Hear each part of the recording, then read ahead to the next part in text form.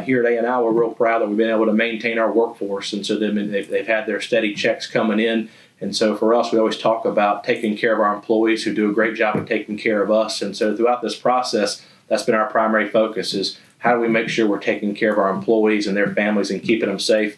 Like I said, they're still continuing to have their focus. We know that working from home, I'll say myself, we have 2 young kids, and we have other employees that have young kids at home.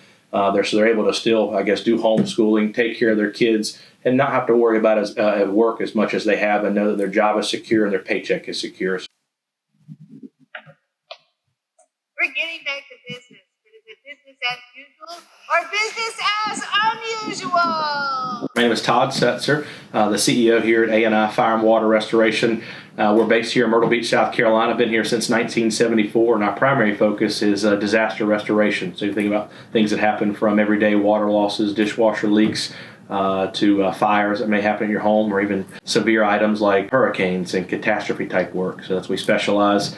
And we have 3 additional offices. We have an office in Florence, South Carolina, Charleston, South Carolina, and Wilmington, North Carolina. But so we're excited to be serving, I guess, now 46 years here in the Carolinas, and looking forward to the future. But we think long term, though, we've identified some ways for us to be efficient. We really went to a remote workforce. We had 2 or 3 people that remained in the office, but for the most part, our office and administrative staff, even some of our field staff, project managers and estimators have been working remotely. And as we start to bring people back, we're going to bring them back some like we did before. But our hourly workforce, our field staff, we started staggering their hours. Before we'd have like one start time in the morning. They were coming in roughly at 6:30 in the morning, and then we started shuffling between every 15 minutes to half hour. And so what we found is that was actually a very efficient way for us to do things. If you look at the folks from our carpenters and our painters and our water techs and demolition technicians, we found it was a little bit easier for us to manage in the morning time. And so now we're going to stagger the way they start their day. And so those are some added benefits for us. Because of the industry that we're in, we already do cleaning and disinfecting services. So we've actually done a lot of those over the past 30 days for different clients, whether it be through banks or other offices or different hotels and stuff that may be opening back up. But here at A&I, what we're doing for our sake of our employees is we're doing a lot of cleaning and disinfecting on a daily basis. And we're cleaning our high touch point areas. And so we're cleaning every morning before our employees come in.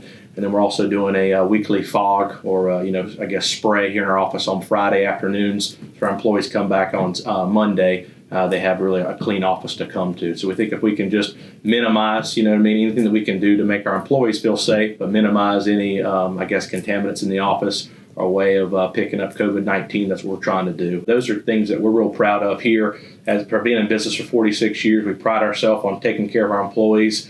And throughout this process, we felt like we've done a really good job, and we're proud of what they've done as well. We're excited to get back to, what do they call it, the new norm. So whatever that looks like, I know the new norm seems to change day to day or week to week, but we're excited for the Grand Strand to be able to get back to welcoming back our visitors, and hopefully just to get our economy moving again, but hopefully in a safe way. And so we're really excited. Hopefully we're going to have a great summer of 2020, and just excited to see what the future holds.